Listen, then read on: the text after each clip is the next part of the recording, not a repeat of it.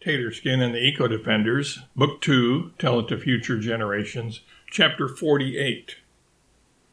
A spear sailed through the air, hitting the axe head squarely, knocking it out of the wannabe vandal's hand and causing him to jump back and look in the direction that the spear came from, shaking his hand to relieve the aching aftershocks vibrating through his wrist. The thrower of the spear emerged from the forest, as did dozens of her fellow spear-wielders. "Are these friends of yours?" the first man asked Chapui. "They are now," she replied. The women of the forest, large and muscular and adorned in war paint, chuckled at this. Half of them arrayed themselves on Chapui's right, the other half on her left. "Yes, we are friends of hers," one of them affirmed. "Any defender of the Amazon is a friend of ours." "Who are you?" "Your worst nightmare, multiplied exponentially," she said. "There are only a couple dozen of you. I can amass a force of thousands."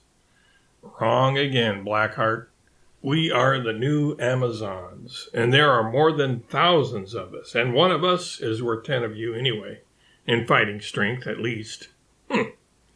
Was the only response from the men, who hated being bested, but even more so by a group of women.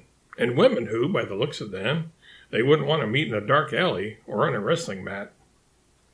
"And that's not all," Chapui added. "We have the animals of the riverbank, and the jungle on our side.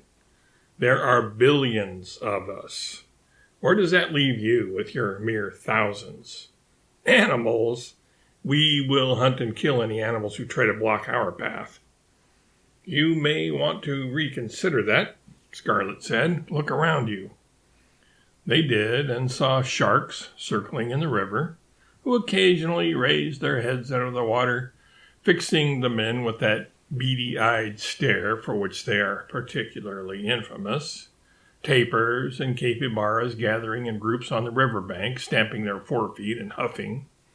Howler monkeys in the trees at the edge of the forest, yammering up a storm. Jaguars pacing toward them, crouching, with heads low to the ground and poised to spring at any provocation. And various venomous spiders, lizards, snakes, and centipedes advancing on their position, causing the grass through which they were moving to undulate and shiver and quiver. And it wasn't only the grass that was shivering and quivering. The men were, too. After brief reconsideration of their position, they abandoned the field voluntarily. They had not been harmed or even so much as touched by any of the animals or by Chapui or the new Amazons. Nevertheless, none of them ever felt the urge to return to the scene of their crime. Most of them drifted off into obscurity, but a few became politicians or other types of criminals.